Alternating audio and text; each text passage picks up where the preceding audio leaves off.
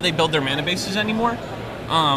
They have a lot of non-basics, and when they do have basic lands, they very rarely fetch them.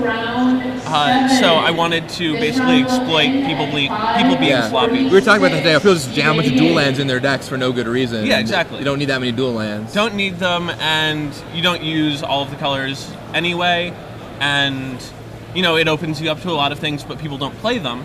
And so when they do, you can just steal games. Well, sorry to hear about that, Drew. At least we have you in the booth now. It's great to have you here. So we got a matchup for you. Both players, one undefeated, one with one loss or draw. Ben is currently undefeated, I believe. Ben Wienburg playing Hive Mind. Super Select Hive Mind list. Tom Ma sent him his updated list for this event, so that's what Ben's playing. Tom Ma, who won an open series already with Hive Mind. In Indianapolis. So pretty much what you'd expect. Emrakul, 3 Emrakuls, Hive Mind, a bunch of packs, Show and Tell, 4, Scrim Monolith, Intuition, Brainstorm, Ponder. Anything in here look out of the ordinary to you, Drew? He doesn't have Mental Misstep. No Mental Missteps, right? So he has a few... No, he has the same 11 packs as normal. He has Ponder over Misstep, I think is what it is. Okay. I remember Brian Elliott played Misstep in Providence, and Ben just wants to be a much stricter combo deck. Yeah, and it's Ben Wienburg on your right, who's be playing the Hive Mind deck. On your left, Nick Spagnolo playing the much more traditional blue-white deck. He's got Standstill as his draw engine of choice over Ancestral Vision. I like his mark in the Planeswalker column. He's got Planeswalkers, 4 Jace the Mind Sculptor, 1 Crucible of Worlds, the honorary Planeswalker. Honorary Planeswalker, yeah, I love it. Only 3 Stoneforge Mystic in his deck. Interesting. And it's not in the sideboard. Why do you think only 3 Mystics? I'm not sure. How many lands does he have? So he has 12. 16. He has 24 lands. So I suppose he wanted the 3rd Vendilion Click over the 4th Stoneforge Mystic, and he doesn't have a second equipment. Interesting. He just has 1 Batterskull. Well, the players are pretty much off the races. Nick has opened up on a pair of Mistress Factories. Ben went Island, Ancient Tomb, and then cast Intuition for triple Hive Mind, putting one of the Hive Minds into his hand. So Ben's setting up to combo out. Nick doesn't have any colored mana so far. Yeah. So Nick still has a lot of play, with Wasteland, and probably kept a hand with a counter, at least 1 Force of Will, and a clock, right? He probably could have done decently with mulling to Stoneforge Mystic or Vendilion Click, and may well have one of those in his hand, and his hand just hinges on drawing a colored source at some point. Ben plays the City of Traders and puts down a Show and Tell. I imagine this will lead to Hive Mind if Nick doesn't have Force, which he does. How do you feel this matchup is in general for the Hive Mind player? It's really good for Hive Mind. So Ben has... wow, no backup. Okay. Yeah, Ben just played the Show and Tell, Nick forced it, and now Ben just was like, all right, well, maybe we'll try again next turn. Yeah. So that's Celestial Colonnade, probably. Because, it came into play tapped. Yeah, Nick played some land, whatever it was, came into play tapped. Or maybe is that just a Plains? I can't quite tell from this angle. It's really hard to see. Activate 1, pump it with the other. Yeah, activate 1, pump with the other to take 3. Ben already down to 10 life because of all the Ancient Tomb damage he's had to take.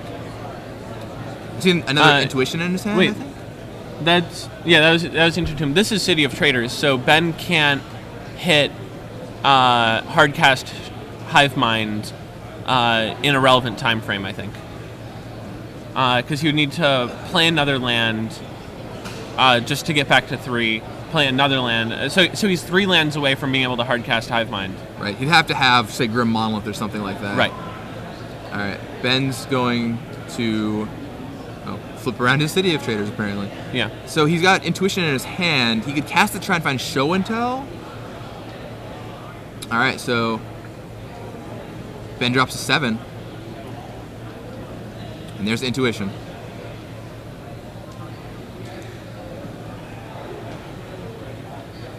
And you think you just go for Show and Tell here? Yeah, you get Show and Tells, and if you're Nick, I think you have to force Intuition if you have it, because otherwise it turns on a Pact of Negation that you could have drawn. So you want to pick sure. fights with Hive Mind on your turn over a spell that's going to be all the same in the end. Right. I mean, it might be tempting to some players. Well, if I let him resolve the intuition, all the show and tells go into the graveyard. If I force them, but if Ben has a pact of negation, then the game's just over. Right. If he has pact of negation and then any other, like red or ooh. So Interesting. Grim Monolith. he does play 4 show and tell, right? Yeah, plays 4 Yeah. show and tell. Is it possible that Ben has a show and tell in his hand already Yeah. and just chose not to play it last turn? Could be the case. But here comes Grim Monolith. And Ben's going to play another City of Traders, and that's 6. Yeah. Hard cast it. There's Hive Mind. Nick have the answer? Looks like it's back to the Titan. And that's Yep. that. Nick picks him up. Ben Wow. Wienburg off to a quick 1-0 finish. Every round, I just see, 10 minutes in, Ben's walking by somewhere. He's just been winning all his matches in lightning speed. I mean, this is really, really bad for Stoneblade. It's a little bit better for the creatureless version because they have actual counterspell. Right. But Mental Misstep is just a complete blank against the cards that matter in the Hive Mind deck. And part of why Owen's deck from the GP was actually decent and I thought was probably the best Stoneblade list for a post-Providence metagame was because it had Daze, and so you could Daze your own copy of the Pact. Right. Whereas everyone else just had, Spell Snares and Mental Missteps and Force of Wills and nothing else. Right, which is no good against Pact. And the Hive Mind deck is pretty resilient against, like you said, cards like Mental Misstep and even against Spell Snare. Neither of those cards do that much. Right. Like you can Spell Snare a Grim Monolith and that's it. So looking at their sideboards here, but look at Ben's sideboard. Fire Spout not coming in. Leyline of Sanctity not coming in. Mindbreak Trap not coming in. Spell Pierce we could see potentially to fight against Force of Wills. I think that Mindbreak Trap might come in if he thinks that Nick has access to multiple counterspells, but I think that his Spell Pierces will be fine, and that he can just bring those in for, trim a few packs. The other option is cut Emeralds if he knows that Nick has access to Wrath of God. Right. Yeah, we were actually talking about this earlier, me and Ari. I wonder what your take is as kind of a person who plays a lot of Legacy. How good is Emrakul in this deck? Is it a clunky draw, or is it worth playing because you can show and tell it in sometimes? It does a lot of things for the deck that it wants to do. So let's say that they have, something that lets them deal with a pact, right? They're, a red deck that goes super late, or they're a red-green deck that goes super late, and so they can pay for everything but Slaughter Pact. Right. You need a way to just kill them, and the big thing about Emrakul is that it pretty much is unanswerable by the red-green decks. It's answerable by the Knight of the Reliquary decks, but the Knight of the Reliquary decks can't answer Hive Minds. So it's actually very well positioned, and obviously is just another card that you can show and tell in. Right. And you can use Intuition as a sort of Felden's Cane if the game goes super late and you use all of your show and tells because you Intuition for 3 early.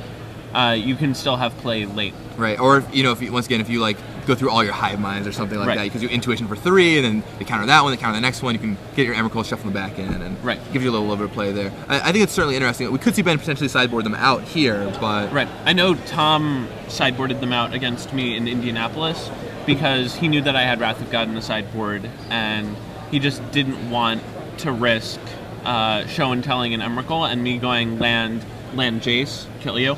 Right. Yeah, I mean, Jace is also good against Emrakul too. So Yeah. I think there's totally fine reasons for taking out Emrakul in this matchup. How about Ben? This might be, or Nicholas rather. This might be a little more. Nick has a lot easy. of play in his sideboard. So he has Oblivion Ring, which will answer Emrakul, and if Ben doesn't have the Pact follow-up, will remove Ben's Hive Mind. He has Spell Pierces, which are obviously good. Not great, but good. He has Surgical Extraction, which is probably his best sideboard card.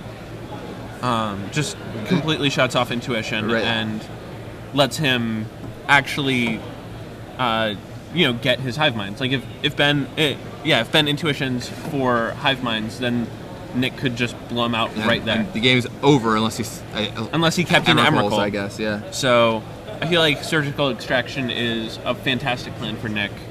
in games 2 and 3.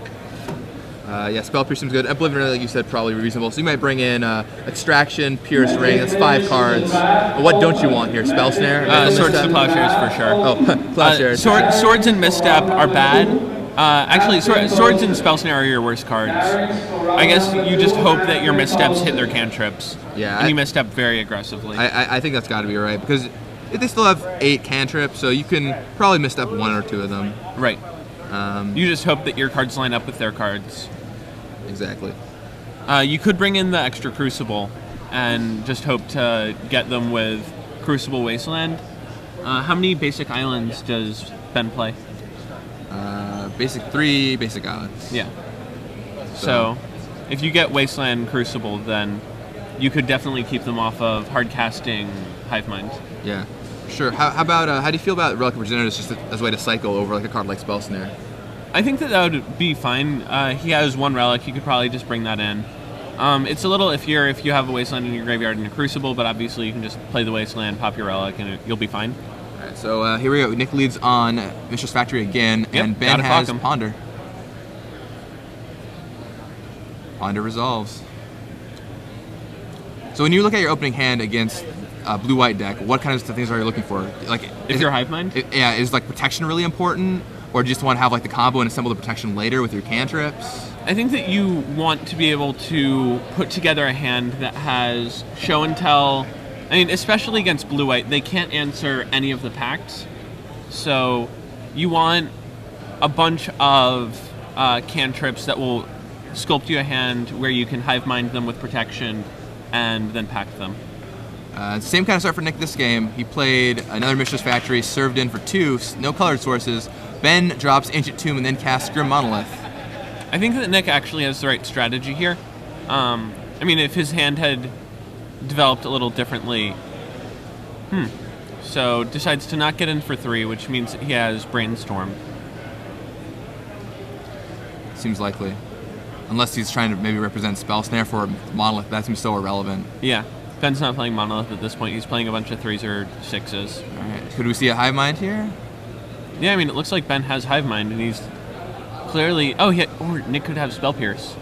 No, Nick could Spell Pierce. That's very true. I think Ben taps 6 and reconsiders, and Ben's going to opt for the show and tell method instead. And takes his Ancient Tomb medicine. Ben already down to 12 life, and that deck does deal damage to itself pretty fast. So, yeah, I think you're right that the Mistress Factory route isn't all that bad for Nick Spagnolo. Yeah. Mystic might just be very, very slow. Yeah. All right. It's almost like it's a Goblin Guide, right? Pretty close. Or Wild and the Coddle, something like that, yeah. if you draw 2 of them. So now, Ben, I think Nick said it resolved. I'm not sure. Yeah, he's thinking about what to put into play. Oh, no. Or not. Was thinking about brainstorming, but then he probably doesn't have any blue cards in his hand. It's Spell Pierce.